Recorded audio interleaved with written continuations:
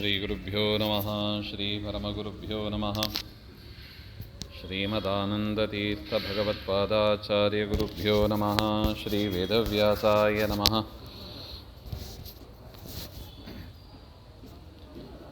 ನರಸಿಂಹೋऽಖಿಲಾಜ್ಞಾನಮತಧ್ವಾन्तದಿವಾಕರः ಜಯತ್ಯಮಿತಸಜ್ಞಾನಸುಖಶಕ್ತಿಭಯೋನಿಧಿः ವ್ಯಾಸಾಯ ಭವನಾಶಾಯ ಶ್ರೀಶಾಯ ಗುಣರಾಶಯೇ ಹೃದ್ಯಾಯ ಶುದ್ಧವಿದ್ಯಾಯ ಮಧ್ವಾಯ ಚ ನಮೋ ನಮಃ. ಪ್ರಥಮೋ ಹನುಮಾನ್ ನಾಮ ದ್ವಿತೀಯೋ ಭೀಮ ಏವ ಚ ಪೂರ್ಣಪ್ರಜ್ಞಸ್ತೃತೀಯಸ್ತು ಭಗವತ್ಕಾರ್ಯಸಾಧಕಃ ಪೂಜ್ಯಾಯ ರಾಘವೇಂದ್ರಾಯ ಸತ್ಯಧರ್ಮರತಾಯ ಚ ಭಜತಾಂ ಕಲ್ಪವೃಕ್ಷಾಯ ನಮತಾಂ ಕಾಮಧೇನವೇ ದುರ್ವಾದಿಧ್ವಾಂತರವಯೇ ವೈಷ್ಣವೇಂದೀವರೇಂದವೇ ಶ್ರೀರಾಘವೇಂದ್ರ ಗುರವೇ ನಮೋऽತ್ಯಂತದಯಾಳವೇ ಮೂಕೋऽಪಿ ಯತ್ಪ್ರಸಾದೇನ ಮುಕುಂದಶಯನಾಯತೆ ರಾಜರಾಜಾಯತೆ ರಿಕ್ತಃ ರಾಘವೇಂದ್ರಂ ತಮಾಶ್ರಯೇ. ಶ್ರೀಗುರುಭ್ಯೋ ನಮಃ. ಸೃಷ್ಟಿಸ್ಥಿತ್ಯಪ್ಯಯೇಹ ನಿಯತಿದೃಷಿತಮೋ ಬಂಧಮೋಕ್ಷಾಶ್ಚ ಯಸ್ಮಾದಸ್ಯ ಶ್ರೀಬ್ರಹ್ಮರುದ್ರಪ್ರಭೃತಿಸುರನರದ್ವೇಷಶತ್ರುವಾತ್ಮಕಸ್ಯ ವಿಷ್ಣೋರ್ವ್ಯಸ್ತಾः ಸಮಸ್ತಾः ಸಕಲಗುಣನಿಧಿಃ ಸರ್ವದೋಷವ್ಯಪೇತಃ ಪೂರ್ಣಾನಂದಾವ್ಯಯೋ ಯೋ ಗುರುರಪಿ ಪರಮಃ ಚಿಂತಯೇತಂ ಮಹಾಂತಂ. ಜನ್ಮಾದ್ಯಸ್ಯ ಯತೋನ್ಮಯಾದಿತರತಶ್ಚಾರ್ಥೇಷ್ವಭಿಜ್ಞಸ್ವರಾಟ್ ತೇನೇ ಬ್ರಹ್ಮಹೃದಾಯ ಆದಿಕವಯೇ ಮುಹ್ಯಂತಿ ಯಂ ಸೂರಯಃ. ತೇಜೋ ವಾರಿಮೃದಾಂ ಯಥಾ ವಿನಿಮಯೋ ಯತ್ರ ತ್ರಿಸರ್ಗೋ ಮೃಷಾ ಧಾಮ್ನಾ ಸ್ವೇನ ಸದಾ ನಿರಸ್ತಕುಹಕಂ ಸತ್ಯಂ ಪರಂ ಧೀಮಹಿ. ನಾರಾಯಣಂ ನಮಸ್ಕೃತ್ಯ ನರಂ ಚೈವ ನರೋತ್ತಮಂ ದೇವೀಂ ಸರಸ್ವತೀಂ ವ್ಯಾಸಂ ತತೋ ಜಯಮುದೀರಯೇ. ಕೃಷ್ಣಾಯ ವಾಸುದೇವಾಯ ಹರಯೇ ಪರಮಾತ್ಮನೇ ಪ್ರಣತಃ ಕ್ಲೇಶನಾಶಾಯ ಗೋವಿಂದಾಯ ನಮೋ ನಮಃ. ಶ್ರೀಗುರುಭ್ಯೋ ನಮಃ. ಹರಿ ಓಂ. ಸ್ವಸ್ತಿಸ್ತು. ಸೃಷ್ಟಿಯ ಆದಿಕಾಲದಲ್ಲಿ ಬ್ರಹ್ಮದೇವರು ಅನೇಕ ದೇವತೆಗಳನ್ನು ಪ್ರಜಾಪತಿಗಳನ್ನು ಸೃಷ್ಟಿ ಮಾಡಿದ್ದಾರೆ. ಆದರೂ ಕೂಡ ಸೃಷ್ಟಿ ಚೆನ್ನಾಗಿ ಮುಂದುವರಿಯಬೇಕು ಹಾಗೆಂಬ ದೃಷ್ಟಿಯಿಂದ ತಮ್ಮ ಶರೀರದಿಂದ ಇಬ್ಬರನ್ನು ಸೃಷ್ಟಿ ಮಾಡಿದ್ದಾರೆ. ಸ್ವಯಂಭುವ ಮನು ಶತರೂಪ ಹಾಗೆ ಅಂತ ಅವರನ್ನು ಸೃಷ್ಟಿ ಮಾಡಿ ತದನಂತರ ಸ್ವಯಂಭುವ ಮನು ಕೇಳ್ತಾರೆ, ಗುರುಗಳೇ ತಂದೆಯೇ ಏನು ಮಾಡಬೇಕು, ನನಗೆ ಆಜ್ಞೆ ಏನು, ಆಜ್ಞೆ ಮಾಡಿ ನನಗೆ ಹಾಗೆ ಅಂತ ಕೇಳಿದಾಗ, ನೀನು ಪ್ರಜೆಗಳನ್ನು ಸಂರಕ್ಷಣೆ ಮಾಡು. ಕ್ಷತ್ರಿಯ ಸ್ವಯಂಭುವ ಮನು ಅಂದರೆ ಕ್ಷತ್ರಿಯನಾಗಿ ಹುಟ್ಟಿದವರು. ಪ್ರಜೆಗಳನ್ನು ರಕ್ಷಣೆ ಮಾಡು, ಕ್ಷತ್ರಿಯ ಧರ್ಮವನ್ನು ನೀನು ಸಂರಕ್ಷಣೆ ಮಾಡು ಹಾಗೆ ಅಂತ ಹೇಳಿದಾಗ, ಯಜ್ಞ ಯಾಗಾದಿಗಳನ್ನು ಮಾಡು ಅಂತ ಹೇಳಿದಾಗ ಸ್ವಯಂಭವ ಮನು ಕೇಳ್ತಾರೆ, ಪ್ರಜೆಗಳನ್ನು ರಕ್ಷಣೆ ಮಾಡಬೇಕಂದ್ರೆ ಭೂಮಿ ಇರಬೇಕಲ್ಲ, ಭೂಮಿನೇ ಇಲ್ಲ ಹಾಗೆ ಅಂತ ಹೇಳಿದಾಗ, ಆಗ ಬ್ರಹ್ಮದೇವರ ಒಂದು ಮೂಗಿನ ಹೊಳ್ಳೆಯಿಂದ ಭೂವರಾಹ ದೇವರು ಅವತಾರ ಮಾಡಿ ಆ ಭೂಮಿಯನ್ನು ಸ್ವಸ್ಥಾನದಲ್ಲಿ ಇಡ್ತಾರೆ. ಆ ಸಂದರ್ಭದಲ್ಲಿ ಆದಿ ಹಿರಣ್ಯಾಕ್ಷ ಅಂತ ಅವನು ಯುದ್ಧಕ್ಕೆ ಅಂತ ಬರ್ತಾನೆ. ಅವನನ್ನು ಭೂವರಾಹ ದೇವರು ಸಂಹಾರ ಮಾಡಿದರು. ಸಂಹಾರ ಮಾಡಿ ಭೂಮಿಯನ್ನು ಸ್ವಸ್ಥಾನದಲ್ಲಿ ಇಟ್ಟಾಗ ದೇವತೆಗಳು ಸ್ತೋತ್ರವನ್ನು, ಬ್ರಹ್ಮಾದಿ ದೇವತೆಗಳು ಸ್ತೋತ್ರವನ್ನು ಮಾಡಿದರು. ಮುಂದೆ ಸೃಷ್ಟಿ ಉರಿಯಿತು ಅಂತ ವಿಚಾರ. ಈ ಸಂದರ್ಭದಲ್ಲಿ ವಿದುರ ಪ್ರಶ್ನೆಯನ್ನು ಮಾಡ್ತಾನೆ, ಇಲ್ಲ ಆದಿ ಹಿರಣ್ಯಾಕ್ಷನ ಸಂಹಾರ ಅಂತ ಹೇಳಿದಿರಿ, ದಿತಿದೇವಿಯ ಗರ್ಭದಲ್ಲಿ ಬಂದದ್ದಲ್ಲವೇ ಹಿರಣ್ಯಾಕ್ಷ ಹಾಗೆ ಅಂತ ಹೇಳಿದಾಗ, ಅವರಿಬ್ಬರ ಮಧ್ಯದಲ್ಲಿ ಅಂದರೆ ಭೂವರಾಹ ದೇವರಿಗೂ ದಿತಿದೇವಿಯ ಗರ್ಭದಲ್ಲಿ ಬಂದ ಹಿರಣ್ಯಾಕ್ಷನಿಗೂ ಯುದ್ಧ ಆಗಬೇಕು ಅಂದರೆ ಏನೋ ಒಂದು ಮಹತ್ ಕಾರಣ ಇರಬೇಕು, ಅದನ್ನು ನಮಗೆ ತಿಳಿಸಿ ಹಾಗೆ ಅಂತ ಹೇಳಿದಾಗ ಬ್ರಹ್ಮದೇವರು ಅಂದರೆ ಮೈತ್ರೇಯರು ಅದಕ್ಕೆಲ್ಲ ಉತ್ತರವನ್ನು ಕೊಡ್ತಾ ಇದ್ದಾರೆ. ಆ ಸಂದರ್ಭದಲ್ಲಿ ದಿತಿದೇವಿ ಕಶ್ಯಪರನ್ನು ಪ್ರಾರ್ಥನೆ ಮಾಡ್ತಾ ಇದ್ದಾರೆ, ತನಗೂ ಕೂಡ ಸಂತಾನ ಆಗಬೇಕು ಹಾಗೆ ಅಂತ. ಆದರೆ ಒಂದು ಮುಹೂರ್ತ ಕಾಲ ನೀನು ಪ್ರತೀಕ್ಷೆ ಮಾಡು ಅಂತ ಹೇಳಿದಾಗ ಮನಸ್ಸಿನ ಸಂಯಮ ಇಲ್ಲದೆ ರುದ್ರದೇವ, ಯಾಕಂದರೆ ದೇವತೆಗಳು ಸಂಚಾರ ಮಾಡುವ ಸಮಯ, ಆ ರುದ್ರಾದಿ ದೇವತೆಗಳನ್ನು ಅವಮಾನ ಮಾಡಿ ಪತಿಯನ್ನು ಕೂಡ ಅವಮಾನ ಮಾಡಿ ಇದ್ದದ್ದರಿಂದ ಗರ್ಭಾಧಾನ ಅಂತೂ ಆಯಿತು. ಆದರೆ ಕಶ್ಯಪರು ಹೇಳೇಬಿಟ್ರು, ಇವರಿಬ್ಬರಲ್ಲಿ ನಿನ್ನ ಗರ್ಭದಲ್ಲಿ ಪ್ರವೇಶ ಮಾಡ್ತಾರೆ, ಇಬ್ಬರು ಪ್ರವೇಶ ಮಾಡ್ತಾರೆ, ಇಬ್ಬರು ಮಕ್ಕಳು ಹುಟ್ಟುತ್ತಾರೆ, ಆದರೆ ಅವರು ಲೋಕಕಂಟಕರಾಗಿ ಇರ್ತಾರೆ. ಆದರೂ ಕೂಡ ನಿನಗೆ ಪಶ್ಚಾತ್ತಾಪ ಆಗಿದೆ. ಅದರಿಂದ ನಿನ್ನ ಇಬ್ಬರು ಮಕ್ಕಳಲ್ಲಿ ಒಂದು ಮಗನಲ್ಲಿ ಹುಟ್ಟತಕ್ಕ ಮಗ ಪ್ರಹ್ಲಾದ, ಅವನು ಶ್ರೇಷ್ಠ ಭಗವದ್ಭಕ್ತನಾಗ್ತಾನೆ. ಅವನನ್ನು ಕೊಂಡಾಡಿದರೆ ಪರಮಾತ್ಮನನ್ನು ಕೊಂಡಾಡಿದಂತೆ ಆಗುತ್ತದೆ. ಅಷ್ಟು ಶ್ರೇಷ್ಠನಾದವನು ಪರಮಾತ್ಮನನ್ನು ಸಾಕ್ಷಾತ್ಕಾರ ಮಾಡ್ಕೋತಾನೆ. ಇಷ್ಟೆಲ್ಲ ವಿಚಾರ ಹೇಳಿ, ನಿನ್ನ ಇಬ್ಬರು ಮಕ್ಕಳು ಕೂಡ ಹುಟ್ಟುತ್ತಾರೆ, ಅವರನ್ನು ಸಂಹಾರ ಮಾಡೋದಕ್ಕೆ ಪರಮಾತ್ಮನೇ ಅವತಾರವನ್ನು ತಾಳಿ ಬರ್ತಾನೆ ಹಾಗೆ ಅಂತ ಇಷ್ಟು ವಿಚಾರವನ್ನು ಹೇಳಿದಾಗ ದಿತಿದೇವಿ ಆ ಗರ್ಭವನ್ನು ಹೊರಗೆ ಬಿಡಲೇ ಇಲ್ಲ. 100 ವರ್ಷ ಆದರೂ ಕೂಡ ಬಿಡಲೇ ಇಲ್ಲ. ಆಗ ಲೋಕದಲ್ಲಿ ಎಲ್ಲ ಕಡೆ ಕತ್ತಲೆ ಆವರಿಸಿತ್ತು. ಆವರಿಸಿದಾಗ ಇಂದ್ರಾದಿ ದೇವತೆಗಳು ಬ್ರಹ್ಮದೇವರನ್ನು ಪ್ರಾರ್ಥನೆ ಮಾಡ್ತಾರೆ, ಸ್ವಾಮಿ ಈ ರೀತಿಯಾಗಿ ಆಗಿದೆ ಅಂತ ಹೇಳಿದಾಗ ಆಗ ಬ್ರಹ್ಮದೇವರು ಹೇಳ್ತಾರೆ, ಒಮ್ಮೆ ಸನಕಾದಿಗಳು ವೈಕುಂಠ ಬಾಗಿಲಿಗೆ ಹೋಗಿದ್ದಾರೆ. ಆಗ ಜಯ ವಿಜಯರು ದ್ವಾರಪಾಲಕರು ಅವರನ್ನು ಪ್ರತಿರೋಧ ಮಾಡ್ತಾರೆ, ಒಳಗೆ ಹೋಗಬಾರದು ಹಾಗೆ ಅಂತ ತಡೆ ಮಾಡ್ತಾರೆ. ಅದರಿಂದ ಅವರು ಶಾಪ ಕೊಡ್ತಾರೆ, ಸನಕಾದಿಗಳು ಶಾಪ ಕೊಡ್ತಾರೆ, 3 ಜನ್ಮದಲ್ಲಿ ನೀವು ಅಸುರರಾಗಿ ಹುಟ್ಟಿ ಹಾಗೆ ಅಂತ ಶಾಪವನ್ನು ಕೊಡ್ತಾರೆ. ಇದೆಲ್ಲ ನಾವು ಹಿಂದೆ ನೋಡಿದ ವಿಚಾರಗಳು. ಅವರು ಕೂಡ ಈ ದಿತಿದೇವಿಯ ಗರ್ಭದಲ್ಲಿ ಪ್ರವೇಶ ಮಾಡಿದರು. ಅದರಿಂದ ದೇವತೆಗಳೇ ನೀವೇನು ಚಿಂತನೆ ಮಾಡಬೇಡಿ, ಅದರಿಂದಲೇ ಎಲ್ಲ ಕಡೆ ಕತ್ತಲೆ ಆವರಣಿಸಿದೆ. ಪರಮಾತ್ಮನನ್ನು ಧ್ಯಾನ ಮಾಡಿರಿ, ಪರಮಾತ್ಮನೇ ಎಲ್ಲರಿಗೂ ರಕ್ಷಕ, ಸೃಷ್ಟಿಸ್ಥಿತಿ ಸಂಹಾರ ಮಾಡುವವನು ಪರಮಾತ್ಮನೇ, ಅವನು ನಮ್ಮನ್ನು ರಕ್ಷಣೆ ಮಾಡ್ತಾನೆ ಹಾಗೆ ಅಂತ ಇಷ್ಟು ಆಶ್ವಾಸವನ್ನು ಹೇಳಿದಾಗ ದೇವತೆಗಳೆಲ್ಲ ಪರಮಾತ್ಮನನ್ನು ಸ್ತೋತ್ರ ಮಾಡ್ತಾ ಇದ್ದಾರಂತೆ. ತತಸ್ಸರ್ವೇ ನ್ಯವರ್ತಂತ ತ್ರಿದಿವಾಯ ದಿವೌಕಸಾಹ. ಗೊತ್ತಾಯಿತು ಯಾಕೆ ಲೋಕದಲ್ಲಿ ಕತ್ತಲೆ ಆವರಣಿಸಿದೆ, ಅದು ಗೊತ್ತಾಯಿತು. ಅದಕ್ಕೆ ಉಪಾಯ ಏನು ಅದು ಗೊತ್ತಾಯಿತು. ಕತ್ತಲೆ ಆವರಣಿಸಿರೋದು ದಿತಿದೇವಿಯ ಗರ್ಭದಲ್ಲಿ ದುಷ್ಟರು ಹುಟ್ಟಲಿಕ್ಕಿದ್ದಾರೆ ಹಾಗೆಂಬ ದೃಷ್ಟಿಯಿಂದ. ಪರಿಹಾರ ಏನು? ಒಂದೇ, ಪರಮಾತ್ಮನೇ ಅವರನ್ನು ಸಂಹಾರ ಮಾಡಲಿಕ್ಕಿದ್ದಾನೆ, ಪರಮಾತ್ಮನೇ ಅವತಾರ ಮಾಡಿ ಸಂಹಾರ ಮಾಡಬೇಕು. ಅಂದರೆ ಏನರ್ಥ? ಬೇರೆಯವರಿಂದ ಅದು ಆಗೋದೇ ಇಲ್ಲ, ಬ್ರಹ್ಮದೇವರಿಂದ ಆಗೋದಿಲ್ಲ. ಯಾಕೆ? ಅವರು ವರ ಪಡೆದಿದ್ದೇ ಬ್ರಹ್ಮದೇವರಿಂದ. ಅದರಿಂದ ಬ್ರಹ್ಮದೇವರ ಹತ್ರ ವರ ಪಡೆದ ಮೇಲೆ ಬ್ರಹ್ಮದೇವರು ತಾವೇ ಹೋಗಿ ಸಂಹಾರ ಮಾಡುವಂತೆ ಇಲ್ಲ, ಅದು ಅನ್ಯಾಯ ಆಗ್ತದೆ. ಅದರಿಂದ ಬ್ರಹ್ಮದೇವರು ಅದನ್ನು ಮಾಡೋದಿಲ್ಲ. ಪರಮಾತ್ಮನ ಆಜ್ಞಾದಿಂದ ವರ ಕೊಟ್ಟಿದ್ದಾರೆ, ಅದರಿಂದ ತಾವೇ ಹೋಗಿ ಸಂಹಾರ ಮಾಡಲಿಕ್ಕೆ ಬರೋದಿಲ್ಲ.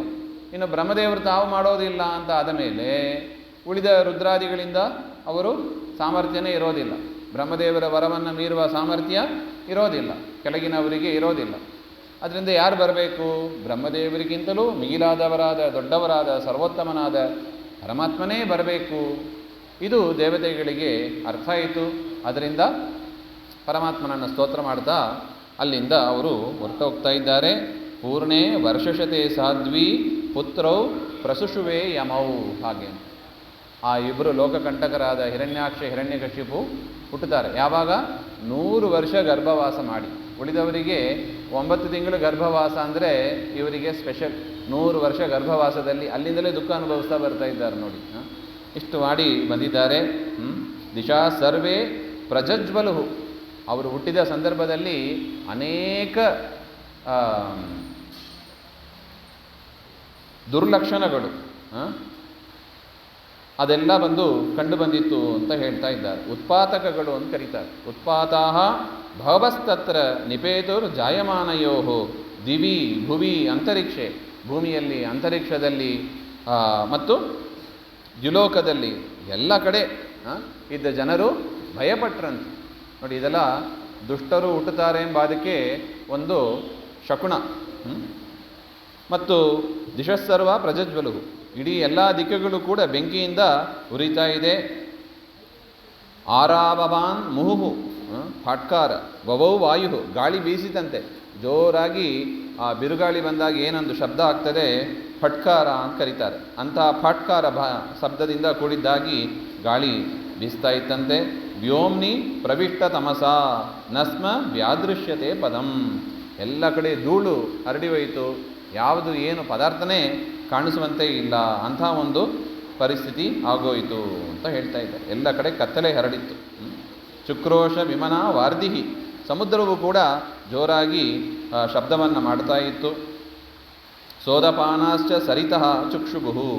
ಮತ್ತು ವಾಪಿ ಕೂಪ ಇತ್ಯಾದಿಗಳಿಂದ ಕೂಡಿದ ನದಿಗಳು ಕೂಡ ಏನು ಮಾಡಿತ್ತು, ಶುಷ್ಕ ಪಂಕಜಾಹ, ಅಲ್ಲಿ ಒಣಗಿದ ಕಮಲಗಳು, ಕಮಲಗಳೆಲ್ಲ ಒಣಗಿ ಹೋದವು ಅಂತ ಹೇಳ್ತಾರೆ, ನದಿಗಳೆಲ್ಲ ಬತ್ತಿ ಹೋದವು ಹಾಗೆ ಅಂತ.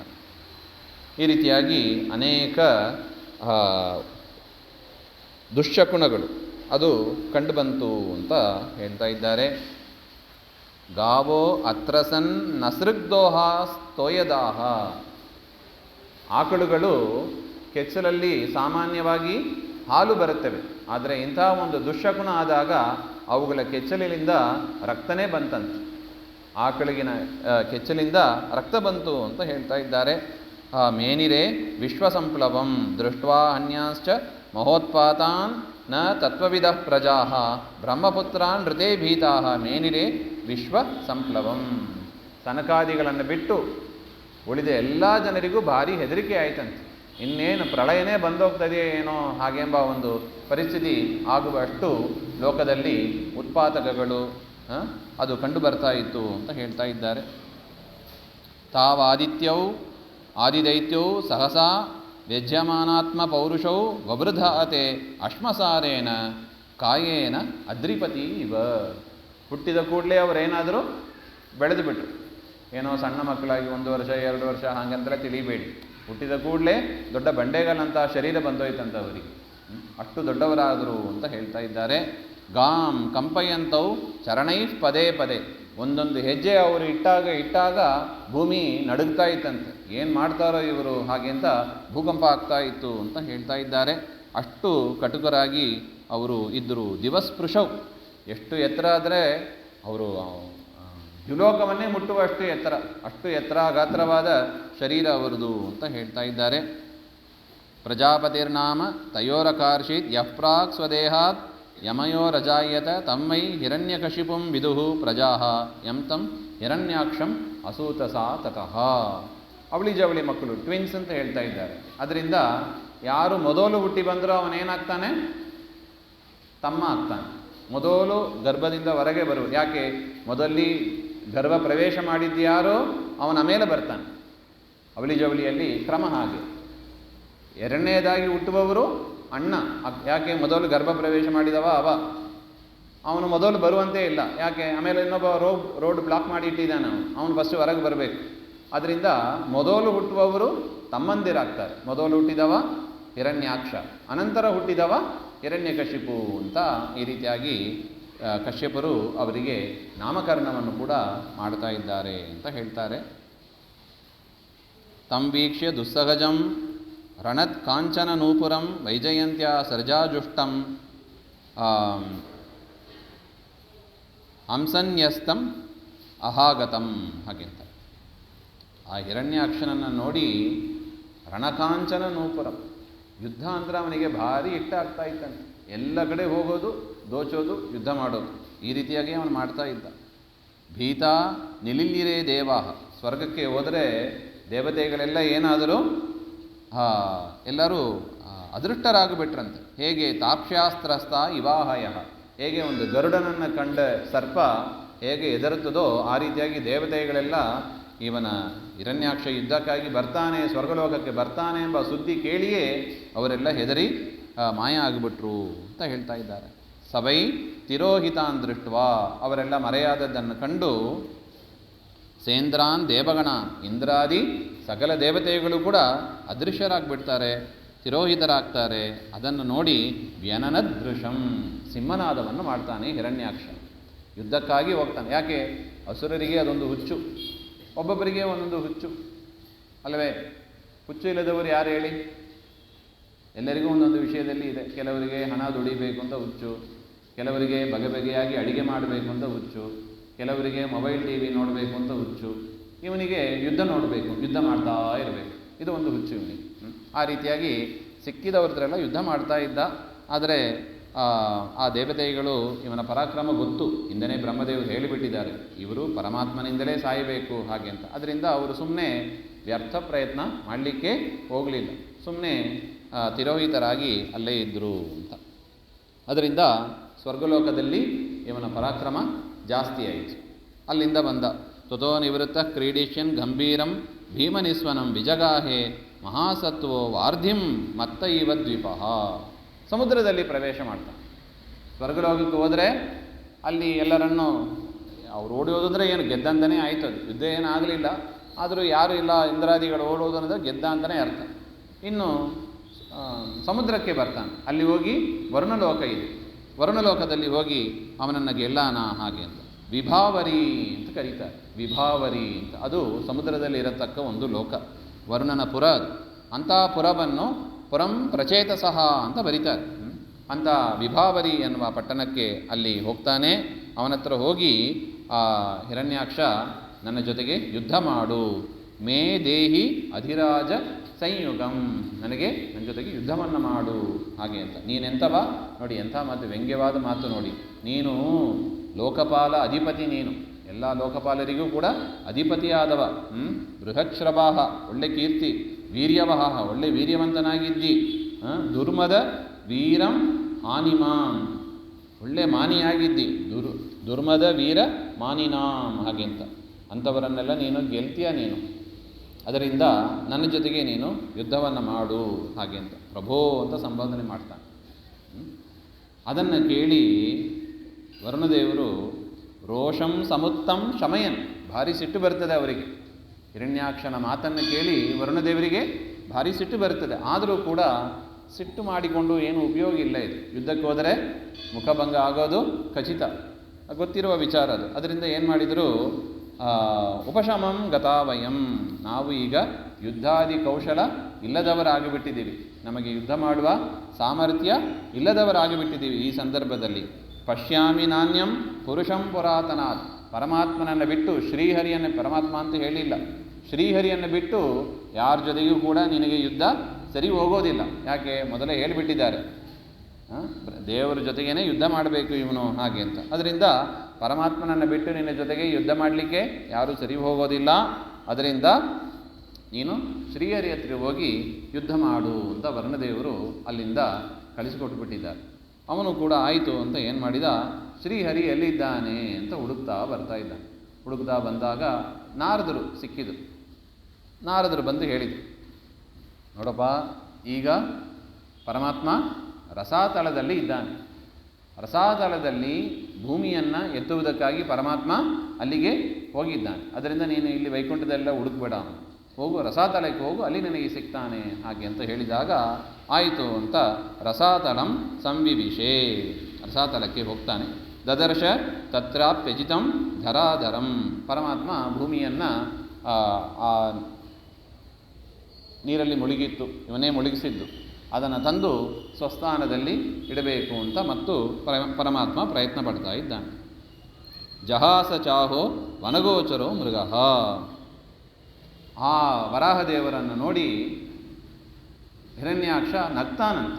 ನಕ್ಬಿಟ್ಟು ಒಂದು ಮಾತು ಹೇಳ್ತಾನೆ, ನೀನು ವನಗೋಚರೋ ಮೃಗಃ ಹಾಗೆ. ವನಗೋಚರ ಮೃಗ ಅಂದರೆ ಏನರ್ಥ, ನೀರಲ್ಲೂ ಇರ್ತೀಯ, ಕಾಡು ಅಂದು ಎಲ್ಲಿ ಇರ್ತದೆ, ಸಾಮಾನ್ಯ ನೆಲದಲ್ಲಿ ಇರೋದು, ನೀರಲ್ಲೂ ಇರ್ತದೆ. ನೀರಲ್ಲೂ ಇರ್ತೀಯ, ನೆಲದಲ್ಲಿ ಇರ್ತೀಯ, ಒಟ್ಟು ನೀನು ವನಗೋಚರನಾದ ನೀನು ಒಂದು ಮೃಗ ನೀನು ಹಾಗೆ ಅಂತ ಬೈತಾನೆ. ಆ ಪರಮಾತ್ಮ ಏನು ಹೇಳಿಲ್ಲ, ತಾನು ಕಾರ್ಯ ಭೂಮಿಯನ್ನು ಎತ್ತಬೇಕು ಅಂತ ಬರ್ತಾ ಇದ್ದಾನೆ. ಇನ್ನು ಮತ್ತೆ ಹೇಳ್ತಾ ಇದ್ದಾನೆ, ಮಹೀಂ ವಿಮುಂಚ, ಈ ಭೂಮಿಯನ್ನು ಬಿಡು, ಅದನ್ನು ಎತ್ತಿ ಏನು ಮಾಡ್ತೀಯ, ಅದನ್ನು ಸ್ಥಾನದಲ್ಲಿಟ್ಟು ಏನು ಮಾಡ್ತೀಯ ನೀನು. ನೋ ರಕ್ಷಸೋಕಸಾಂ ವಿಶ್ವಸೃಜೇಯಂ ಅರ್ಪಿತ, ಈ ರಸಾತಲದಲ್ಲಿ ಇರತಕ್ಕ ಒಂದೊಂದು ಕೂಡ ಯಾರ್ದು, ನಮಗೆ ಸಂಬಂಧಪಟ್ಟದ್ದು. ನಮಗೆ ಸಂಬಂಧಪಟ್ಟದ್ದು ಅಂದರೆ ಯಾರಿಗೆ, ಅಸುರರಿಗೆ. ಬ್ರಹ್ಮದೇವರು ಈ ರಸಾತಲ ಲೋಕವನ್ನು ಯಾರಿಗೆ ಅಂತ ಕೊಟ್ಟಿದ್ದಾರೆ, ಅಸುರರಿಗೆ ಅಂತ ಕೊಟ್ಟಿದ್ದಾರೆ. ಇಲ್ಲಿರುವ ಭೂಮಿಯನ್ನು ನೀನು ಎತ್ತಬಾರದು, ಅಲ್ಲೇ ಬಿಡು ಅದನ್ನು ಹಾಗೆ ಅಂತ. ನ ಸ್ವಸ್ತಿ ಯಾಸ್ಯಸಿ ಉಭಯ, ನೀನು ಈ ಭೂಮಿಯನ್ನು ಮೇಲಕ್ಕೆ ಎತ್ತಿಡುವುದರಿಂದ ನಿನಗೆ ಯಾವ ಭಾಗ್ಯವೂ ನಿನಗೆ ಸಿಗಲಿಕ್ಕೆ ಹೋಗೋದಿಲ್ಲ ಹಾಗೆ ಅಂತ. ತ್ವಮ್ನಃ ಸಪತ್ನೈರಭಯಾಯ ಕಿಂವೃತಃ, ನಿನ್ನಂಥ ಹೇಡಿಯನ್ನು ನಮ್ಮ ಶತ್ರುಗಳಾದ ದೇವತೆಗಳು ಶರಣು ಹೋಗ್ತಾರೆ, ನಿನ್ನ ಬಳಿ ಶರಣು ಹೋಗ್ತಾರೆ. ನೋಡಿ ಹಿರಣ್ಯಾಕ್ಷನ ಮಾತು ಹೇಗಿದೆ ನೋಡಿ. ನಿನ್ನವನನ್ನು ರಕ್ಷಕ ಅಂತ ತಿಳಿದು ನಮ್ಮ ಶತ್ರುಗಳಾದ ದೇವತೆಗಳು ಶರಣು ಹೋಗ್ತಾರೆ. ಯೋ ಮಾಯೆಯ ಹಂಸಿ ಅಸುರಾನ್ ಪರೋಕ್ಷಜಿತ್, ನೀನಾದರೆ ಮಾಯೆಯಿಂದ ಅಸುರರನ್ನು ಸಂಹಾರ ಮಾಡ್ತಾ ಇದೆಯಾ. ಬಲ ಪರಾಕ್ರಮ ಇದ್ದರೆ ಏನು ಮಾಡಬೇಕು? ಎದುರೆದುರು ಯುದ್ಧ ಮಾಡಬೇಕು. ಆದರೆ ಇದ್ದಕ್ಕಿದ್ದಾಗಿ ಚಕ್ರವನ್ನು ಬಿಟ್ಟು ಬಿಡೋದು, ಏನೋ ಒಂದು ಮಾಯಾಜಾಲ ಮಾಡಿ ನೀನು ಅಸುರರನ್ನು ಸಂಹಾರ ಮಾಡ್ತೀಯಾ, ನಿನಗೆಲ್ಲಿದೆ ಪೌರುಷ? ಹಾಗೆ ಅಂತ ದೇವರನ್ನೇ ಕೇಳ್ತಾ ಇದ್ದಾರೆ. ತ್ವಯಿ ಸ್ಥಿತೆ ಗದಯ ಶೀರ್ಣ್ಯಸ್ಮತ್ ಭುಜಚ್ಯುತಯ ಯೇ ಚ ತುಭ್ಯಂ ಬಲಿಂ ಹರಂತಿ ರಶಯೋ ಯೇ ಚ ದೇವಾಃ ಸ್ವಯಂ ಸರ್ವೇ ನ ಭವಿಷ್ಯಂತಿ ಅಮೂಲಾಃ.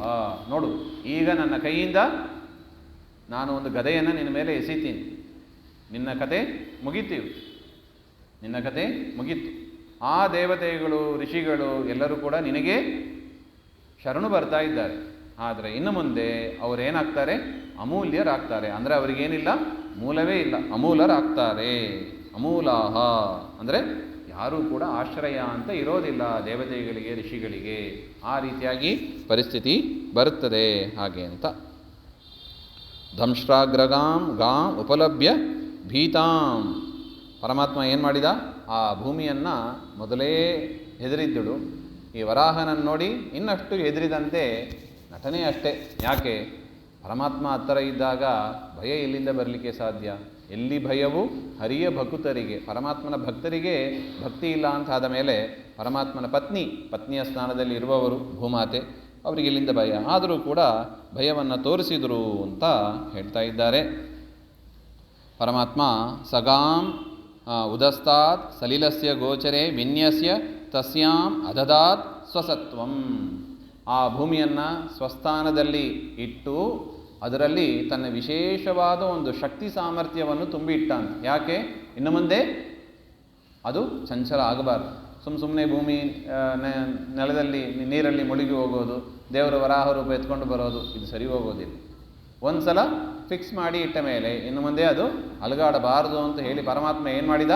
ಅದರಲ್ಲಿ ತನ್ನ ಒಂದು ವಿಭೂತಿ ರೂಪ ಇದೆ, ತನ್ನ ಒಂದು ಶಕ್ತಿಯನ್ನು ಕೂಡ ಅಲ್ಲಿ ಇಟ್ಟ ಅಂತ ಹೇಳ್ತಾ ಇದ್ದೆ. ಇದೆಲ್ಲ ಯಾರ ಅನುಗ್ರಹ ನೋಡಿ. ಅದಕ್ಕೆ ಹೇಳಿದ್ದು, ಭೂಮಿಯಲ್ಲಿ ನಾವು ನಿಂತಿದ್ದೀವಿ, ಭೂಮಿ ಸುರಕ್ಷಿತವಾಗಿದೆ. ಯಾರ ಅನುಗ್ರಹ ಇದು?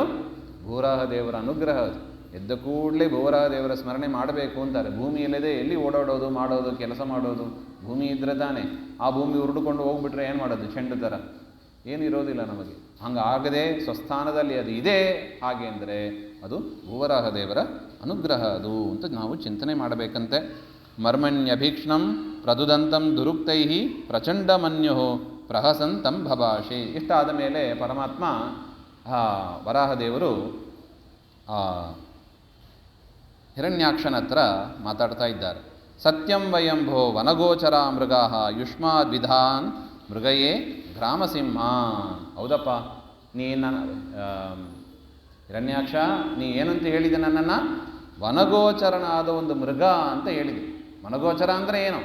ವನದಲ್ಲಿ ಓಡಾಡ್ತಾ ಇರೋದು. ಮೃಗ ಅಂದರೆ ಏನು? ಮೃಗ ಅಂದರೆ ಅದು ಯಾವುದೋ ಒಂದನ್ನು ಹುಡುಕ್ತಾ ಇರೋದು. ಮೃಗಯತಿ ಇತಿ ಮೃಗ. ನೋಡಿ, ಈ ಪ್ರಾಣಿಗಳನ್ನೆಲ್ಲ ಮೃಗ ಅಂತ ಕರೀತಾರೆ. ಯಾಕೆ?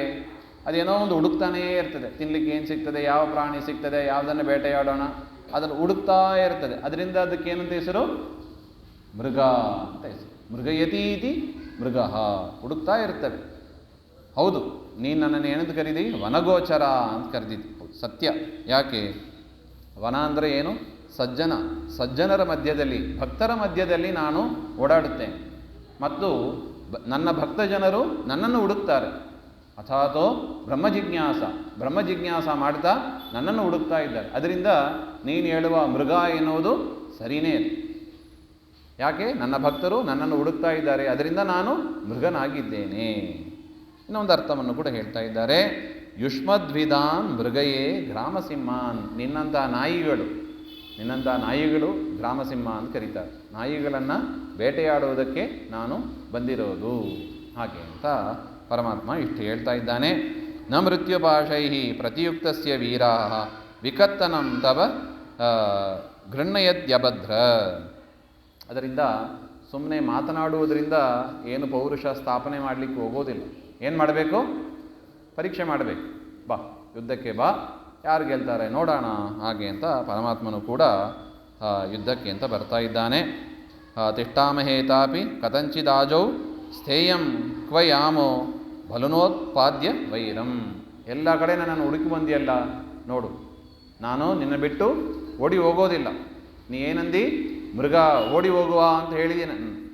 ನಾನು ನೋಡಿ ಓಡಿ ಹೋಗ್ತಾ ಇಲ್ಲ, ಏನು ಮಾಡ್ತೇನೆ? ಇಲ್ಲೇ ನಿಂತ್ಕೊಂಡಿದ್ದೀನಿ, ನಿನ್ನಿಂದ ಏನಾಗ್ತದೋ ಮಾಡು ಹಾಗೆ ಅಂತ ಚಾಲೆಂಜ್ ಮಾಡ್ತಾನೆ ಪರಮಾತ್ಮ. ಸೋಧಿಕ್ಷಿಪ್ತೋ ಭಗವತಾ ಪ್ರಲಬ್ಧಶ್ಚರುಷಾವೃಷಂ ಆಜಹಾರೋದ್ಭಣಂ ಕ್ರೋಧಂ ಕ್ರೀಡ್ಯಮಾನೋ ಅಹಿರಾಡಿವ.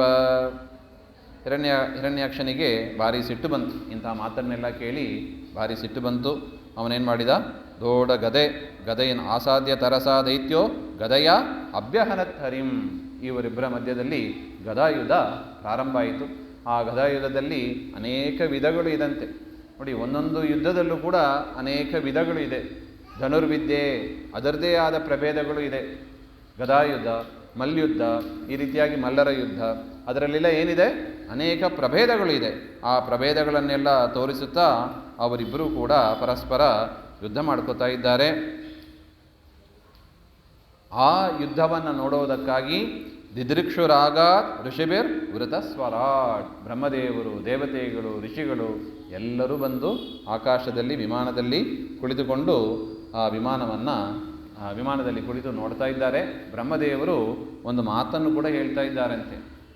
ಇವರಿಬ್ಬರು ಒಂದು ಪರಮಾತ್ಮನಿಗೆ ಇದೆಲ್ಲ ಕ್ರೀಡೆ, ಅದು ಕೂಡ ಬ್ರಹ್ಮದೇವರಿಗೆ ಗೊತ್ತು. ಪರಮಾತ್ಮನಿಗೆ ಈ ಹಿರಣ್ಯಾಕ್ಷ ಯಾವ ಮೂಲೆಗೆ? ಹಿರಣ್ಯಾಕ್ಷನಿಗೆ ಬಲ ಕೊಟ್ಟದೇ ಬ್ರಹ್ಮದೇವರು, ವರ ಕೊಟ್ಟದೇ ಬ್ರಹ್ಮದೇವರು. ಆ ಬ್ರಹ್ಮದೇವರಿಗೆ ವರ ಕೊಟ್ಟದ್ದು ಯಾರು? ಪರಮಾತ್ಮನೇ. ಅದರಿಂದ ಇದು ಯಾರ ಶಕ್ತಿ? ಹಿರಣ್ಯಾಕ್ಷನ ಶಕ್ತಿ, ಪರಮಾತ್ಮನದ್ದೇ ಶಕ್ತಿ. ಅದರಿಂದ ಪರಮಾತ್ಮ ಲೀಲೆಯಿಂದ ಯುದ್ಧ ಮಾಡ್ತಾ ಇದ್ದಾನೆ ಅಂತ ಗೊತ್ತು. ಆಗ ಬ್ರಹ್ಮದೇವರು ಪ್ರಾರ್ಥನೆ ಮಾಡ್ತಾ ಇದ್ದಾರೆ, ಸ್ವಾಮಿ ಇದು ಆಟ ಆಡುವ ಸಮಯ ಇಲ್ಲ, ಮಾ ಕ್ರೀಡ ಬಾಲವದ್ದೇವ. ಸ್ವಾಮಿ, ಹುಡುಗನಂತೆ ಆಟ ಆಡುವ ಸಮಯ ಇಲ್ಲ ಇದು. ಯಾಕೆ? ಈಗ ಅಭಿಜಿನ್ ಮುಹೂರ್ತ, ಇನ್ನೂ ಸ್ವಲ್ಪ ಹೊತ್ತಾದರೆ ಸಂಧ್ಯಾಕಾಲ ಬಂದ್ಬಿಡುತ್ತದೆ. ಸಂಧ್ಯಾಕಾಲ ಆಯಿತು ಅಂದರೆ ಏನಾಗ್ತದೆ? ಅವರಿಗೆ ಬಲ ಜಾಸ್ತಿ ಆಗಿಬಿಡುತ್ತದೆ. ರಾತ್ರಿ ಆಗ್ತಾ ಆಗ್ತಾ ಅಸುರರಿಗೆ ಬಲ ಜಾಸ್ತಿ. ಏಷಾ ಘೋರತಮ ಸಂಧ್ಯಾಕಾಲ ಬರ್ತಾ ಇದೆ, ಅಭಿಜಿನ್ ಮುಹೂರ್ತ ಮುಗಿದು ಹೋಗಿದೆ. ಅದರಿಂದ ನೀನು ಇವನನ್ನು ಬೇಗ ಸಂಹಾರ ಮಾಡು ಹಾಗೆ ಅಂತ ಪ್ರಾರ್ಥನೆಯನ್ನು ಕೂಡ ಮಾಡ್ತಾ ಇದ್ದಾರೆ ಬ್ರಹ್ಮದೇವರು. ಆ ಪ್ರಾರ್ಥನೆಯನ್ನು ಕೂಡ ಪರಮಾತ್ಮ ತದಪಾಂಗೇನ ಅಗ್ರಹಿ, ಒಂದು ಕುಡಿ ನೋಟದಿಂದ ಪರಮಾತ್ಮ ಬ್ರಹ್ಮದೇವರನ್ನು ನೋಡಿದಂತೆ. ಬ್ರಹ್ಮದೇವರು ಪ್ರಾರ್ಥನೆ ಮಾಡ್ತಾ ಇದ್ದಾರೆ. ಆ ಒಂದು ಕುಡಿ ನೋಟದಿಂದ ಭೂವರ ದೇವರು ಬ್ರಹ್ಮದೇವರನ್ನು ನೋಡ್ತಾ ಇದ್ದಾರೆ. ಅಂದರೆ ಏನರ್ಥ? ಅವರ ಪ್ರಾರ್ಥನೆಯನ್ನು ಅಂಗೀಕಾರ ಮಾಡ್ತಾ ಇದ್ದಾರೆ. ಅಂದರೆ ಏನರ್ಥ? ಯುದ್ಧ ಸಂಹಾರ ಮಾಡಬೇಕು, ಇವನನ್ನು ಮುಗಿಸ್ಬೇಕು ಅಂತ ಇಚ್ಛೆಪಟ್ಟ. ಪರಮಾತ್ಮನು ಕೂಡ ಇಚ್ಛೆಪಟ್ಟ. ಸಹತಾದೇನ ಗದೆಯ ವಿಗತ ಭಗವತ್ಕರಾತ್. ಒಂದು ಗದೆಯಿಂದ ಭೂವರ ದೇವರನ್ನು ಹೊಡಿತಾನೆ. ಭೂವರ ದೇವರ ಅದನ್ನು ಗದೆಯಿಂದ ನಿಲ್ಲಿಸಿದಾಗ ಪರಮಾತ್ಮನ ಕೈಯಿಂದ ಗದೆ ಜಾರಿ ಕೆಳಗೆ ಬಿತ್ತು. ಏನು ಮಾಡಬೇಕು? ಪರಸ್ಪರ ಯುದ್ಧ ನಡೀತಾ ಇದೆ. ವರಾಹದೇವರ ಕೈಯಿಂದ ಗದೆ ಜಾರಿ ಕೆಳಗೆ ಬಿತ್ತು. ಪರಮಾತ್ಮ ಏನಾದ? ನಿರಾಯುಧನಾದ. ಆಯುಧ ಇಲ್ಲದವರ ಜೊತೆಗೆ ನಾನು ಯುದ್ಧ ಮಾಡೋದಿಲ್ಲ, ತೆಕ್ಕೋ ಆ ಆಯುಧವನ್ನು ಹಾಗೆ ಅಂತ. ನಬಭಾದೆ ನಿರಾಯುಧಂ, ಹಿರಣ್ಯಾಕ್ಷ ಹೇಳುವ ಮಾತು. ಮಾನಯನ್ ಸಮೃದ್ಧೇ ಧರ್ಮಂ ವಿಶ್ವಕ್ಸೇನಂ ಪ್ರಕೋಪಯನ್. ಗದಾಯಾಮ್ ಅಪವಿದ್ಧಾಯಾಮ್ ಹಾಹಾಕಾರೇ ವಿನಿರ್ಗಿತೆ. ಆಗ ಎಲ್ಲ ಕಡೆ ಹಾಹಾಕಾರ ಆಯ್ತಂತ. ಏನಪ್ಪ ಮಾಡೋದು? ಗದೆ ಬಿದ್ದೋಯ್ತಲ್ಲ. ಅಲ್ಲ, ಪರಮಾತ್ಮನಿಗೆ ಶಕ್ತಿ ಇಲ್ಲವೇ? ಪರಮಾತ್ಮನಿಗೆ ಶಕ್ತಿ ಇದೆ. ಅಸುರ ಜನರಿಗೆ ಮೋಹ ಮಾಡುವುದಕ್ಕಾಗಿಯೇ ಪರಮಾತ್ಮ ಇಂಥ ಲೀಲೆಗಳನ್ನೆಲ್ಲ ಮಾಡೋದು. ಇದ್ದಕ್ಕಿದ್ದಾಗಿ ಗದೆಯನ್ನು ಬೀಳಿಸ್ಬಿಡೋದು. ಬೇರೆಯವರು ಏನು ತಿಳ್ಕೋಬೇಕು? ಓ, ಪರಮಾತ್ಮನ ಗದೆ ಮುಗೀತು ಅಂತಲೇ ತಿಳ್ಕೋಬೇಕು. ಅದು ಅಸುರ ಜನರು ಹಾಗೆ ತಿಳಿತಾರೆ. ಸಜ್ಜನರು ಇದೆಂಥ ಆಟ ನೋಡಪ್ಪ ಹಾಗೆ ಅಂತ ಸಜ್ಜನರು ಸಂತೋಷ ಪಡ್ತಾರೆ. ಅಷ್ಟಾದ ಮೇಲೆ ನಾನು ನಿರಾಯುಧ ಅಲ್ಲ, ನನ್ನ ಜೊತೆಗೆ ಯುದ್ಧ ಮಾಡು ಅಂತ ಪರಮಾತ್ಮ ಏನು ಮಾಡಿದ? ತದ್ಧರ್ಮಂ ಸುನಾಭಂ ಚಾಸ್ಮರದ್ ವಿಭುಹು ಅಂತ ಬರೀತಾರೆ. ಪರಮಾತ್ಮ ಚಕ್ರವನ್ನು ಸ್ಮರಣೆ ಮಾಡಿದ. ಚಕ್ರವನ್ನು ಸ್ಮರಣೆ ಮಾಡಿದ ಕೂಡಲೇ ಕೈಯಲ್ಲಿ ಚಕ್ರ ಬಂದೋಯ್ತು. ನೋಡಿ, ಇದನ್ನೇ ಹೇಳಿದ್ದು ಮೊದಲು ಮಾಯಾವಿದ್ಯೆ ಅಂತ ಹೇಳಿದ್ದು ಇದನ್ನೇ. ಇದ್ದಕ್ಕಿದ್ದಾಗಿ ಸ್ಮರಣೆ ಮಾಡೋದು, ಚಕ್ರ ಬಂದ್ಬಿಡೋದು. ಏನು ಮಾಡೋದು? ಯಾರೂ ಎದುರ್ಸೋಕ್ಕಾಗಲ್ಲ ಚಕ್ರವನ್ನು. ಅಂಥ ಒಂದು ಟ್ಯಾಕ್ಟಿಕ್ಸನ್ನೆಲ್ಲ ದೇವರು ಮಾಡ್ತಾನೆ ಹಾಗೆ ಅಂತ ಮೊದಲೇ ಬೈದಿದ್ದ ಅವನು. ಪರಮಾತ್ಮ ಚಕ್ರವನ್ನು ತೆಗೆದ. ಖೇಚರಾಣಾಂ ತತ್ರ ಸ್ಮಾಸನ್ ಸ್ವಸ್ತಿತೆ ಅಮುಂಜಹೀತಿ. ಯಾವಾಗ ಚಕ್ರಾಯುಧ ಬಂತೋ ದೇವತೆಗಳೆಲ್ಲ ಸಂತೋಷದಿಂದ ಪರಮಾತ್ಮನನ್ನು ಕೈ ಮುಗಿದು ಹೇಳಿದ್ರಂತೆ, ಸ್ವಾಮಿ ಸ್ವಸ್ತಿಯಾಗಲಿ, ಸ್ವಸ್ತಿತೆ, ನಿನಗೆ ಸ್ವಸ್ತಿಯಾಗಲಿ, ಅಮುಂಜಹಿ, ಇವನನ್ನು ಗೆಲ್ಲು, ಇವನನ್ನು ಗೆಲ್ಲು, ಹಾಗೆ ಅಂತ ದೇವತೆಗಳೆಲ್ಲ ಪ್ರಾರ್ಥನೆ ಮಾಡಿದರಂತೆ. ಆಗ ಪರಮಾತ್ಮ ಏನು ಮಾಡ್ತಾನೆ, ಅವನ ಗದಾಯುಧವನ್ನು ಕೂಡ ಚಕ್ರಾಯುಧದಿಂದ ಪುಡಿ ಪುಡಿ ಮಾಡಿಬಿಡ್ತಾನೆ. ಅವನ ಗದಾಯುಧವು ಕೂಡ ಹೋಗಿ ಬಿತ್ತು. ಆಗ ಅವನೇನು ಮಾಡಿದ, ಜಗ್ರಾಹ ತ್ರಿಶಿಕಂ ಶೂಲಂ, ಹಾಗೆ ಅಂತ ಹಿರಣ್ಯಾಕ್ಷ ಒಂದು ಶೂಲವನ್ನು ತ್ರಿಶೂಲವನ್ನು ತೆಗಿತಾನೆ. ಅದು ಹೇಗಿತ್ತು, ಜ್ವಲಿತಂ ಜ್ವಲನೋಪಮಂ, ಅಗ್ನಿಯಂತೆ ಇತ್ತಂತೆ, ಅಷ್ಟು ಶಕ್ತಿಯುಕ್ತವಾದದ್ದು. ಯಜ್ಞಾಯ ಧೃತರೂಪಾಯ ವಿಪ್ರಾಯ ಆಭಿಚರನ್ ಯಥಾ, ಹೇಗೆ ಒಂದು ಬ್ರಾಹ್ಮಣರ ಮೇಲೆ ಆಭಿಚಾರಿಕವನ್ನು ಪ್ರಯೋಗ ಮಾಡ್ತಾರೆ, ಅದೇ ರೀತಿಯಾಗಿ ಆ ತ್ರಿಶೂಲವನ್ನು, ಅದು ಬೆಂಕಿಯಂತೆ ಜ್ವಲಿಸ್ತಾ ಇದೆ, ಅದನ್ನು ವರಾಹದೇವರ ಮೇಲೆ ಅವನು ಎಸೆಯುತ್ತಾನೆ. ಪರಮಾತ್ಮ ಚಕ್ರೇನ ಚಿಚ್ಛೇದ ನಿಶಾತ ನೇಮಿನ, ಆ ಒಂದು ಶೂಲವನ್ನು ಕೂಡ ಚಕ್ರಾಯುಧದಿಂದ ತುಂಡು ತುಂಡು ಮಾಡಿಬಿಡ್ತಾನೆ. ನೋಡಿ, ನಾವು ಚಕ್ರಾಯುಧದ ಮಹಿಮೆಯನ್ನು ಕೇಳೋದಕ್ಕೆ ಒಂದು ಸೆಪರೇಟ್ ಪ್ರವಚನ ಇಡಬೇಕು. ಯಾರ್ಯಾರಿಗೆ ಚಕ್ರಾಯುಧದಿಂದ ಏನೇನಾಗಿದೆ ಅದು ವರ್ಣಿಸಲೇ ಸಾಧ್ಯ ಇಲ್ಲ. ಅದು ಅಷ್ಟು ಮಹಾ ಅದ್ಭುತವಾದ ಒಂದು ಚಕ್ರ, ಅದು ಸುದರ್ಶನ ಚಕ್ರ. ನಿತ್ಯ ಗೋಪಿಚಂದನದಲ್ಲಿ ಆ ಮುದ್ರೆಯನ್ನು ನಾವು ಧರಿಸ್ತೀವಿ, ಸ್ಮರಿಸ್ಕೋಬೇಕಂತ. ಸುದರ್ಶನ ಮಹಾಜ್ವಾಲ ಕೋಟಿ ಸೂರ್ಯ ಸಮಪ್ರಭ ಅಜ್ಞಾನ ಅಂಧಸ್ಯ ಮೇ ನಿತ್ಯಂ ವಿಷ್ಣೋರ್ಮಾರ್ಗಂ ಪ್ರದರ್ಶಯ, ಹಾಗೆ ಅಂತ. ದುರ್ಗಾದೇವಿಯಿಂದ ಅಭಿಮನ್ಯವಾದ ಆ ಚಕ್ರ ಅದು. ಶ್ರೀದೇವಿಯೂ ಇದ್ದಾರೆ, ದುರ್ಗಾದೇವಿಯೂ ಇದ್ದಾರೆ. ಪ್ರಾರ್ಥನೆ ಮಾಡಬೇಕಂತ, ಲಕ್ಷ್ಮೀದೇವಿ ಅನುಗ್ರಹ ಬೇಕು. ಹಾಗೆ ಅಂದರೆ ಆ ಗದೆಯ ಆ ಚಕ್ರವನ್ನು ಚೆನ್ನಾಗಿ ನಾವು ಪ್ರಾರ್ಥನೆ ಮಾಡಬೇಕು. ಇನ್ನು ವಿಶೇಷ ಕಾಲದಲ್ಲಿ ಗುರುಗಳ ಹತ್ರ ತಪ್ತಮುದ್ರೆಯನ್ನು ಕೂಡ ನಾವು ಹಾಕ್ಸ್ಕೋತೀವಿ. ವೈಷ್ಣವರ ಲಕ್ಷಣ ಅದು. ಪರಮಾತ್ಮನ ಸನ್ನಿಧಾನವನ್ನು ತಂದುಕೊಡತಕ್ಕ ಅದು ಆಯುಧ ಅದು ಅಂತ. ಅದು ಎಷ್ಟು ಹೇಳಿದರೂ ಕಡಿಮೆ, ಅಷ್ಟು ಅದ್ಭುತವಾದ ಮಹಿಮೆ ಅದಕ್ಕೆ, ಚಕ್ರಾಯುಧಕ್ಕೆ. ನೋಡಿ, ಅಷ್ಟಾದ ಮೇಲೆ ಅವನೇನು ಮಾಡಿದ, ಅಸೃಜನ್ಮಾಯಾಂ ಯೋಗಮಾಯೇಶ್ವರೇ ಹರೌ. ಯಾವಾಗ ಶೂಲ ಕತ್ತರಿಸಿ ಹೋಯ್ತೋ, ಭಾರಿ ಸಿಟ್ಟು ಬಂದೋಯ್ತು, ಇದ್ದಕ್ಕಿದ್ದಾಗಿ ಅದೃಶ್ಯನಾಗ್ಬಿಟ್ಟ. ನಾವು ರಾಮಾಯಣದಲ್ಲಿ ಕೇಳ್ತೀವಿ ನೋಡಿ, ಇಂದ್ರಜಿತ್ ಅವನು ಹಾಗೆ ಮಾಡಿದ್ದು. ಮಾಯಾಯುದ್ಧ ಅಂತ ಕರೀತಾರೆ. ಏನಾಗೋದು, ಇದ್ದಕ್ಕಿದ್ದಾಗಿ ಕಣ್ಮರೆಯಾಗಿಬಿಡೋದು, ಯಾರಿಗೂ ಕಾಣದಂತೆ ಅಂತರಿಕ್ಷದಿಂದ ಕಲ್ಲುಗಳನ್ನು ಬಾಣಗಳನ್ನು ಬಿಡೋದು. ವ್ಯಕ್ತಿ ಕಾಣೋದಿಲ್ಲ, ಇದ್ದಕ್ಕಿದ್ದಾಗಿ ಮೇಲೆ ಕಲ್ಲು ಬಂದು ಬೀಳೋದು. ಏನು ಮಾಡಬೇಕು, ಬಿದ್ದೇ ಹೋಗ್ಬೇಕಷ್ಟೆ.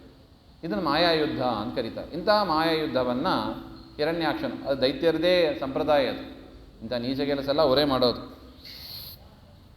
ಮಾಡಿದಾಗ ಅಂತಹ ಮಾಯಾಯುದ್ಧವನ್ನು ಮಾಡ್ತಾನೆ. ದಿಗ್ಭ್ಯ ನಿಪೇತು ಗ್ರಾವಾಣ, ಎಲ್ಲ ಕಡೆಯಿಂದಲೂ ಕೂಡ ಏನಾಯಿತು, ಕಲ್ಲುಗಳು ಬಂದು ಮೇಲೆ ಸುರಿಯಕ್ಕಾಗಿತ್ತಂತೆ. ಸುರಿತಾ ಬಂತು. ಸುದರ್ಶನಾಸ್ತ್ರಂ ಭಗವಾನ್ ಪ್ರಾಯುಕ್ತ ದಯಿತಂ ತ್ರಿಪಾತ್.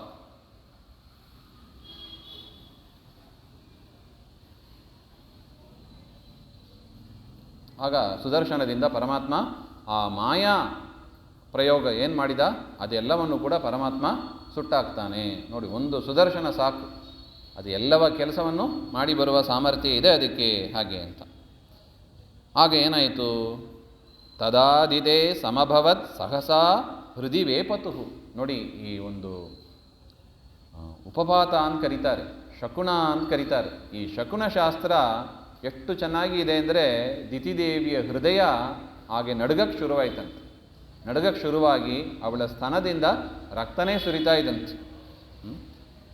ಆಗ ಪರಮಾತ್ಮ ಏನು ಮಾಡಿದ, ತಂ ಮುಷ್ಟಿಭಿಹಿ ವಿನಿಘ್ನಂತಂ ವಜ್ರಸಾರೈ ಅಧೋಕ್ಷಜಃ ಕರೇನ ಕರ್ಣಮೂಲೆ ಅಹನ್ ಯಥಾ ತ್ವಾಷ್ಟ್ರಂ ಮರುತ್ಪತಿ. ಕಿವಿಯ ಕೆಳಗೆ ಒಂದು ಜೋರಾಗಿ ಪರಮಾತ್ಮ ಹೊಡಿತಾನೆ. ಭೂವರಾಹದೇವರು ಕಿವಿಯ ಕೆಳಗೆ ಹಿರಣ್ಯಾಕ್ಷನನ್ನು ಹೊಡೆದಾಗ ಆಗ ಅವನು ಕೆಳಗೆ ಬೀಳ್ತಾನೆ. ಯಥಾ ತ್ವಾಷ್ಟ್ರಂ ಮರುತ್ಪತಿ ಸಮಾಹತೋ ವಿಶ್ವಸೃಜ ಯವಜ್ಞ ಪರಿಭ್ರಮದ್ಗಾತ್ರ ಉದಸ್ತಲೋಚನ. ಅವನ ಕಣ್ಣು ತಿರುಗ್ತಾ ತಿರುಗ್ತಾ ತಿರುಗ್ತಾ ಅವನು ಭೂಮಿಯಲ್ಲೇ ಬಿದ್ದ ಅಂತ ಹೇಳ್ತಾ ಇದ್ದಾರೆ. ಕ್ಷಿತೌ ಶಯಾನಂ ತಮಕುಂಠವರ್ಚಸಂ ಕರಾಳದಂಶ್ರಂ ಪರಿದಷ್ಟದಚ್ಛದಂ. ಈ ರೀತಿಯಾಗಿ ಅವನು ಭೂಮಿಯಲ್ಲಿ ಬೀಳ್ತಾನೆ. ಅಜಾದಯೋ ವೀಕ್ಷ್ಯ, ಬ್ರಹ್ಮಾದಿ ದೇವತೆಗಳು ಅವನು ಕೆಳಗೆ ಬಿದ್ದದ್ದನ್ನು ನೋಡಿ ಪರಮಾತ್ಮನನ್ನು ಸ್ತೋತ್ರ ಮಾಡ್ತಾ ಇದ್ದಾರೆ. ಹಿರಣ್ಯಾಕ್ಷನನ್ನು ಸ್ತೋತ್ರ ಮಾಡಿದರಂತೆ ಮೊದಲು. ಏನಂತ, ಅಹೋ ಇಮಾಂ ಕೋನು ಲಭೇತ ಸಂಸ್ಥಿತಿಂ. ಇಂಥ ಒಂದು ಮೃತ್ಯು ಯಾರಿಗೆ ಸಿಗ್ತದೆ? ಇಂಥ ಒಂದು ಮೃತ್ಯು ಯಾರಿಗೆ ಸಿಗ್ತದೆ? ಹಾಗೆ ಅಂತ. ಯಾಕೆ? ಅವನಲ್ಲಿ ವಿಜಯ, ಜಯ ವಿಜಯರು ಅಂತ ಇಬ್ಬರು ದ್ವಾರಪಾಲಕರು ನೋಡಿದ್ದೀವಲ್ವಾ? ಅಲ್ಲಿ ವಿಜಯ ಮತ್ತು ಹಿರಣ್ಯಾಕ್ಷ, ಆದಿ ಹಿರಣ್ಯಾಕ್ಷ ಅವರಿಬ್ಬರ ಸನ್ನಿಧಾನ ಇತ್ತು ಅಲ್ಲಿ, ಜೀವದ್ವಯ. ಈ ರೀತಿಯಾಗಿ ಆ ವಿಜಯನ ಮೇಲೆ ಪರಮಾತ್ಮ ಮಾಡಿದ ಅನುಗ್ರಹ ಅದು ಭಾರಿ ಅದ್ಭುತ ಅಂತ. ಯಾಕೆಪ್ಪ? ತಸ್ಯೈಷ ದೈತ್ಯ ಋಷಭ ಪದಾಹತೋ ಮುಖಂ ಪ್ರಪಶ್ಯನ್. ಪರಮಾತ್ಮನ ಕಾಲಿನಿಂದ ಒದಿಸ್ಕೊಂಡಿದ್ದಾನೆ ಮತ್ತು ಅವನನ್ನು ನೋಡ್ತಾ, ಪರಮಾತ್ಮನನ್ನೇ ನೋಡ್ತಾ ಅವನು ಶರೀರವನ್ನು ಬಿಟ್ಟಿದ್ದಾನೆ. ನಾವು ನಿನ್ನೆ ನೋಡಿದ್ದೀವಿ ನೋಡಿ, ವಾಲಿಯು ಕೂಡ ಹಾಗೆ ಪರಮಾತ್ಮ ರಾಮಚಂದ್ರನನ್ನು ನೋಡ್ತಾ ಅವನು ದೇಹತ್ಯಾಗ ಮಾಡಿದ್ದಾನೆ. ಭೀಷ್ಮಾಚಾರ್ಯರು ಅವರು ಅಷ್ಟೇ ಕೃಷ್ಣನನ್ನು ನೋಡ್ತಾ ಶರೀರ ತ್ಯಾಗ ಮಾಡಿದ್ದು. ಇದೆಲ್ಲ ಸೌಭಾಗ್ಯ ನೋಡಿ, ಎಲ್ಲರಿಗೂ ಸಿಗತಕ್ಕದ್ದಲ್ಲ. ಅದರಿಂದ ದೇವತೆಗಳು ಹಿರಣ್ಯಾಕ್ಷನನ್ನು ಕೂಡ ಪ್ರಶಂಸೆ ಮಾಡಿದರು. ಅಂದರೆ ಯಾರನ್ನ? ಅಲ್ಲಿರುವ ವಿಜಯನನ್ನು ಪ್ರಶಂಸೆ ಮಾಡಿದರು ಅಂತ ಅರ್ಥ, ಹೊರತು ದೈತ್ಯನನ್ನ ಅಲ್ಲ. ದೈತ್ಯನಿಗೆ ಏನೇ ನೋಡಿದರೂ ಸರಿ, ಮಾಡಿದರೂ ಸರಿ, ಮುಟ್ಟಿದರೂ ಸರಿ, ಸಂಹಾರ ಆದರೂ ಸರಿ, ಅವರಿಗೆ ಭಕ್ತಿ ಪ್ರೀತಿ ಎನ್ನುವುದು ಲವಲೇಶು ಬರೋದಿಲ್ಲ, ತಮಸೆ ಗತಿಯವರಿಗೆ. ಇದು ಸಜ್ಜನರಿಗೆ ಮಾತ್ರ ಈ ವಿಚಾರ ಅಂತ. ಏತೌ ಹಿ ಪಾರ್ಷದಾಭಸ್ಯ ಶಾಪಾತ್ ಯಾಥಾವಸದ್ಗತಿಂ ಪುನಃ ಕತಿಪಯೇ ಸ್ಥಾನಂ ಪ್ರಪತ್ಸ್ಯೇತೆ ಹ ಜನ್ಮನಿ. ದೇವತೆಗಳೆಲ್ಲ ಹೇಳ್ತಾರೆ, ಇನ್ನು ಇದು ಮೊದಲನೇ ಜನ್ಮ, ಇದು ಇನ್ನು 2 ಜನ್ಮ ಇದೆ. ಕೆಲವು ಜನ್ಮಗಳಾದ ಮೇಲೆ ಕೂಡಲೇ ಇವನು ಪರಮಾತ್ಮನ ಲೋಕಕ್ಕೆ ವಾಪಸ್ ಬರ್ತಾನೆ ಹಾಗೆ ಅಂತ ಹೇಳಿ ದೇವತೆಗಳು ನಂತರ ಭೂವರಹ ದೇವರನ್ನು ಕೂಡ ಸ್ತೋತ್ರ ಮಾಡ್ತಾ ಇದ್ದಾರೆ. ನಮೋ ನಮಸ್ತೆ ಅಖಿಲ ಯಜ್ಞ ತನ್ಮನೆ ಸ್ಥಿತೌ ಗೃಹೀತಾಮಲ ಸತ್ವಮೂರ್ತಯೇ ದಿಷ್ಟ್ಯಾಹತೋಯಂ ಜಗತಾ ಮರುಂತುದಸ್ ತ್ವತ್ಪಾದ ಭಕ್ತ್ಯ ವಯಮೀಶ ನಿರ್ವೃತಾಃ. ಎಷ್ಟು ಚೆನ್ನಾಗಿದೆ ನೋಡಿ. ಸ್ವಾಮಿ ಭೂವರಾಹ ದೇವರ ಒಂದು ಅವಯವದಿಂದಲೇ ಎಲ್ಲವೂ ಉತ್ಪನ್ನ, ಯಜ್ಞಕ್ಕೆ ಸಂಬಂಧಪಟ್ಟ ಎಲ್ಲವೂ ಉತ್ಪನ್ನವಾದದ್ದು. ಒಬ್ಬರು ಯಜ್ಞ ಮಾಡ್ತಾರಂದರೆ ವಿಶೇಷವಾಗಿ ಭೂವರಾಹ ದೇವರ ಸ್ಮರಣೆ ಮಾಡಬೇಕು. ಸೃಕ್, ಸ್ರುವ, ದರ್ಬೆ, ಪವಿತ್ರಿ, ಪಾತ್ರೆಗಳು ಎಲ್ಲವೂ ಕೂಡ ಭೂವರಾಹ ದೇವರ ಅವಯವದಿಂದಲೇ ಸೃಷ್ಟವಾದದ್ದು ಅಂತ ಹೇಳ್ತಾ ಇದ್ದಾರೆ. ಆ ಮಂತ್ರಗಳು, ಯಜ್ಞದಲ್ಲಿ ಆಗತಕ್ಕ ಮಂತ್ರಗಳು ಎಲ್ಲವೂ ಕೂಡ ಅದರಿಂದ ಯಜ್ಞತಂತವೇ ಅಂತ ಬರೀತಾರೆ.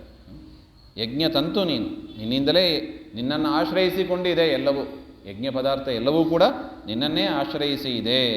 ಹರಿಹಿ ಆದಿಸೂಕರ, ಆದಿಸೂಕರ ಪರಮಾತ್ಮ. ಗೃಹೀತಾಮಲ ಸತ್ವಮೂರ್ತಯೇ ದಿಷ್ಟ್ಯಾಹತಃ ಹಯಂ.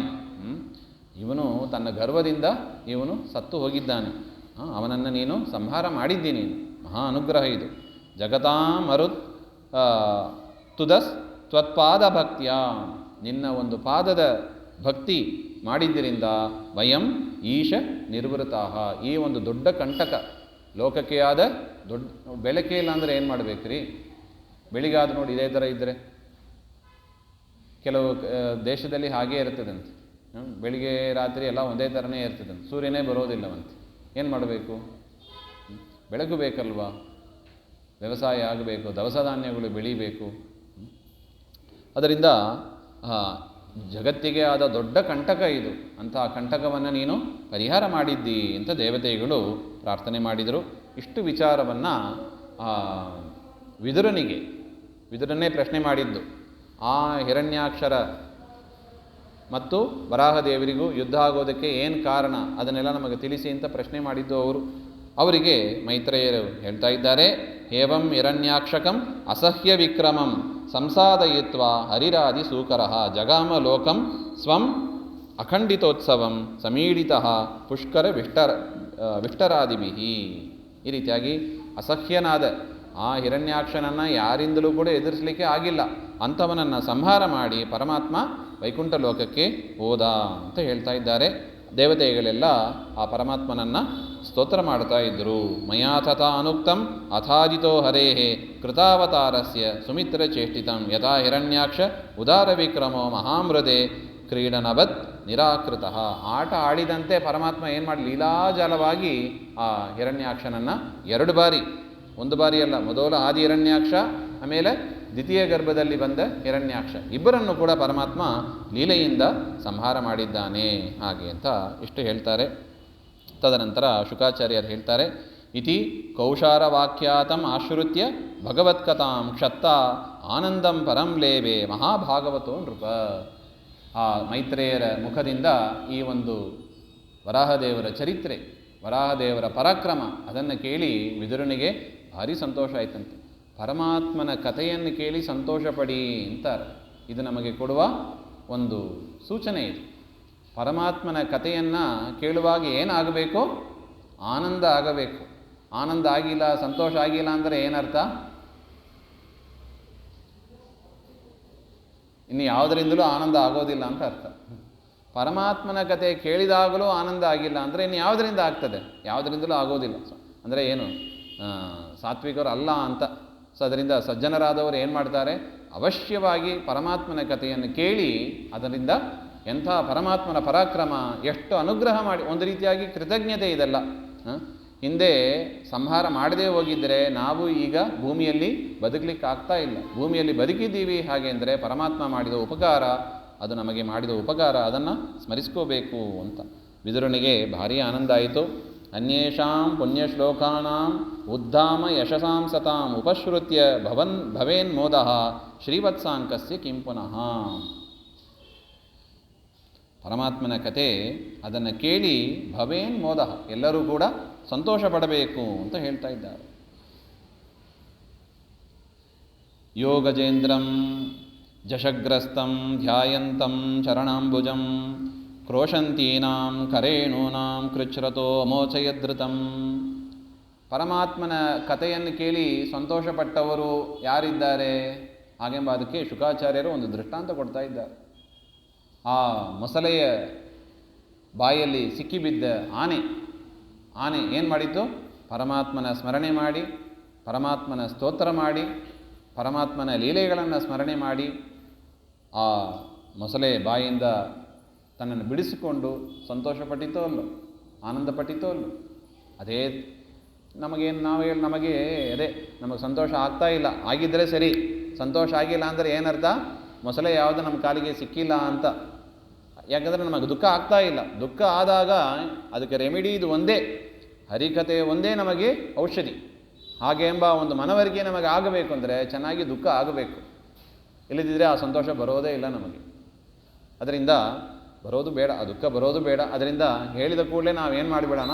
ಸಂತೋಷ ಪಡ್ಕೊಂಡ್ಬಿಡೋಣ. ಇಷ್ಟೇ ಸಂತೋಷ ಆಯ್ತಪ್ಪ ಅಂತ ಸಂತೋಷ ಪಡಬೇಕು ಅಂತಾರೆ. ಒಂದು ರಿಯಾಕ್ಷನ್, ಒಂದು ನಗು, ಪರಮಾತ್ಮನ ಕತೆ ಕೇಳಿ ಮುಖದಲ್ಲಿ ಒಂಚೂರಾರು ನಗು ಬರಬೇಕು ಅಂತಾರೆ.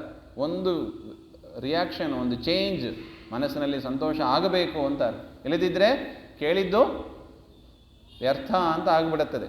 ಸಂತೋಷ ಆಗದೆ ಹೋದರೆ ಇನ್ನೇನು ಮಾಡಬೇಕು? ಕತೆ ಕೇಳಿ ಸಂತೋಷನೇ ಆಗಬೇಕು. ಸಂತೋಷ ಆಗಿಲ್ಲ ಅಂದರೆ ಸಂತೋಷ ಆದಂತೆ ಆ್ಯಕ್ಟ್ ಮಾಡಬಾರ್ದು. ಮನಃಪೂರ್ವಕವಾಗಿ ಒಪ್ಪಿ ಸಂತೋಷ ಪಡಬೇಕು ಅಂತ ಹೇಳ್ತಾ ಇದ್ದಾರೆ. ಅದಕ್ಕೆ ಆನೆಯೇ ಸಾಕ್ಷಿ. ಆನೆ ತಾನು ಕಷ್ಟದಲ್ಲಿ ಬಿದ್ದಿತ್ತು, ಪರಮಾತ್ಮನ ಸ್ತೋತ್ರ ಮಾಡಿ ಅದು ಸಂತೋಷಪಟ್ಟಿತ್ತು ಅಂತ. ತಂ ಸುಖಾರಾಧ್ಯಂ ರುಜುಭಿರನನ್ಯ ಶರಣೈ ನೃಭಿಃ ಕೃತಜ್ಞಃ ಕೋನ ಸೇವೇತ ದುರಾರಾಧ್ಯಂ ಅಸಾಧುಭಿಃ. ಅಂಥ ಪರಮಾತ್ಮನನ್ನು ಸೇವೆ ಮಾಡದೇ ಇದ್ದವರು ಅವರು ದುಷ್ಟ ಜನರೇ. ಎಂಥ ಉಪಕಾರ ಪರಮಾತ್ಮ ಮಾಡಿದ್ದು. ಸಜ್ಜನರು ಕೃತಜ್ಞರಾಗಿ ಇರ್ತಾರಂತೆ, ಮಾಡಿದ ಉಪಕಾರವನ್ನು ಸ್ಮರಿಸಿಕೊಂಡು ಇರ್ತಾರೆ ಅಂತ ಹೇಳ್ತಾ ಇದ್ದಾರೆ. ಯೋ ವೈ ಹಿರಣ್ಯಾಕ್ಷವದಂ ಮಹಾದ್ಭುತಂ ವಿಕ್ರೀಡಿತಂ ಕಾರಣ ಸೂಕರಾತ್ಮನಃ ಶೃಣೋತಿ ಗಾಯತ್ಯನುಮೋದತೆ ಅಂಜಸ ವಿಮುಚ್ಯತೆ ಬ್ರಹ್ಮವದಾದಪಿ ದ್ವಿಜಃ. ನೋಡಿ, ಫಲಶ್ರುತಿ ಹೇಳ್ತಾ ಇದ್ದಾರೆ ಶುಕಾಚಾರ್ಯರು. ಯಾರು ಈ ಹಿರಣ್ಯಾಕ್ಷ ವಧೆಯನ್ನು, ಅದ್ಭುತವಾದ ಪರಮಾತ್ಮನ ಪರಾಕ್ರಮ, ಪರಮಾತ್ಮನ ಲೀಲೆ, ಅದನ್ನು ಭೂಮಿಯನ್ನು ಉದ್ಧಾರಣೆ ಮಾಡುವುದಕ್ಕೆ ಕಾರಣನಾಗಿದ್ದ ರೂಪ, ಭೂಮಿ ಇವತ್ತು ಸುರಕ್ಷಿತವಾಗಿದೆ ಅಂದರೆ ಅದಕ್ಕೆ ಕಾರಣ ಆ ಭೂವರಾಹದೇವರೇ. ಆ ಪರಮಾತ್ಮನ ಮಹಿಮೆಯನ್ನು ಯಾರು ಕೇಳ್ತಾರೆ, ಗಾನ ಮಾಡ್ತಾರೆ, ಸಂತೋಷ ಪಡ್ತಾರೆ, ಅವರು ವಿಮುಚ್ಯತೆ ಬ್ರಹ್ಮವದಾದಪಿ. ಬ್ರಹ್ಮವದ ಅಂದರೆ ಏನರ್ಥ? ಬ್ರಹ್ಮಹತ್ಯಾ ದೋಷ, ಬ್ರಹ್ಮಹತ್ಯಾ ಮೊದಲಾದ ಅನೇಕ ದೋಷಗಳಿಂದ ಅವರು ಬಿಡುಗಡೆಯನ್ನು ಹೊಂದುತ್ತಾರೆ. ನೋಡಿ, ಪರಮಾತ್ಮನ ಕಥೆ ಅದು ಬ್ರಹ್ಮಹತ್ಯಾ ದೋಷವನ್ನು ಪರಿಹಾರ ಮಾಡತಕ್ಕದ್ದು ಅಂತ ಹೇಳ್ತಾ ಇದ್ದಾರೆ. ಏತನ್ ಮಹಾಪುಣ್ಯಮಲಂ ಪವಿತ್ರಂ ಧನ್ಯಂ ಯಶಸ್ಯಂ ಪದಮಾಯುರಾಶಿಷಾಂ ಪ್ರಾಣೇಂದ್ರಿಯಾನಾಂ ಯುಧಿ ಶೌರ್ಯವರ್ಧನಂ ನಾರಾಯಣೋಂತೆ ಗತಿರಂಗಶೃಣ್ವತಾಂ. ಮಹಾಪುಣ್ಯಕರವಾದದ್ದು, ಪವಿತ್ರಕರವಾದದ್ದು, ಧನ್ಯ ಅಂತ ಮಾಡತಕ್ಕದ್ದು, ಯಶಸ್ಸನ್ನು ಕೊಡತಕ್ಕದ್ದು, ಪದವಿಯನ್ನು ಕೊಡತಕ್ಕದ್ದು, ಆಯುರಾಶಿಷಾಂ ಆಯುಷ್ಯವನ್ನು ಕೊಡತಕ್ಕದ್ದು, ಆಶೀರ್ವಚನವನ್ನು ಕೊಡತಕ್ಕದ್ದು, ಎಲ್ಲ ಮಂಗಳವನ್ನು ಸುರಿಸತಕ್ಕದ್ದು ಯಾವುದು? ಈ ಭೂವರಾಹ ದೇವರ ಚರಿತ್ರೆ. ಪ್ರಾಣೇಂದ್ರಿಯಾನಾಂ ಪ್ರಾಣ ಇಂದ್ರಿಯ ಇವುಗಳಿಗೆ ಬಲವನ್ನು ತಂದುಕೊಡತಕ್ಕದ್ದು, ಶೌರ್ಯವರ್ಧನಂ ನಮ್ಮ ಬಲವನ್ನು ಕೂಡ ಬೆಳೆಸತಕ್ಕದ್ದು, ಕೊನೆಯಲ್ಲಿ ನಾರಾಯಣೋ ಅಂತೆ ಗತಿಹಿ ಪರಮಾತ್ಮನನ್ನು ನಮ್ಮ ಕರೆದುಕೊಂಡು ಸೇರಿಸತಕ್ಕದ್ದು ಯಾವುದು? ಈ ಭೂವರಾಹ ಚರಿತ್ರೆ. ಪರಮಾತ್ಮನ ಪರಾಕ್ರಮವನ್ನು ಕೇಳ್ತಾ ಇದ್ದರೆ ಪರಮಾತ್ಮನಲ್ಲೇ ನಾವು ಹೋಗಿ ಸೇರ್ತೀವಿ ಅಂತ ಶುಕಾಚಾರ್ಯರು ಹೇಳಿ, ಅದರಿಂದ ಈ ಒಂದು ಕಥೆಯನ್ನು ನಾವು ರಾಯರ ಸನ್ನಿಧಾನದಲ್ಲಿ ಕೇಳಿದ್ದೀವಿ. ಇದು ನಮ್ಮ ಹಿರಿಯರು ಮಾಡಿದ ಪುಣ್ಯ, ಪರಮಾತ್ಮ ಹರಿವಾಯು ಗುರುಗಳ ಒಂದು ಅನುಗ್ರಹ ಅಂತ ಭಾವಿಸ್ತಾ ಈ ಒಂದು ಪ್ರವಚನ ಮಾಲಿಕೆಯನ್ನು ಅದನ್ನು ಹೇಳಲಿಕ್ಕೆ ವ್ಯವಸ್ಥೆ ಮಾಡಿದ ಈ ಮಠದ ಸಿಬ್ಬಂದಿಗಳಿಗೆ ಕೃತಜ್ಞತೆಯನ್ನು ಸಮರ್ಪಣೆ ಮಾಡ್ತಾ, ಏನಾರು ದೋಷಗಳಿದ್ದರೆ ಅದು ನನ್ನದು, ಇದರಲ್ಲಿ ಏನಾರು ಗುಣಗಳು ಇದ್ದರೆ ನಮಗೆ ಪಾಠ ಹೇಳಿದ ಗುರುಗಳಿಗೂ ಅಂತ ಸೇರಿದ್ದು ಅಂತ ಹೇಳ್ತಾ ಈ ಪ್ರವಚನವನ್ನು ಎಸ್ ಸರ್ವಗುಣ ಸಂಪೂರ್ಣ ಸರ್ವದೋಷ ವಿವರ್ಜಿತ ಪ್ರಿಯತಾಂ ಪ್ರೀತೇವಾಲಂ ವಿಷ್ಣುರ್ಮೇ ಪರಮಸೂರತ್ ಶ್ರೀಮಧ್ವಾಂತರ್ಗತ ಶ್ರೀಕೃಷ್ಣಾರ್ಪಣಮಸ್ತು. ಶ್ರೀಹರೇ ನಮಃ.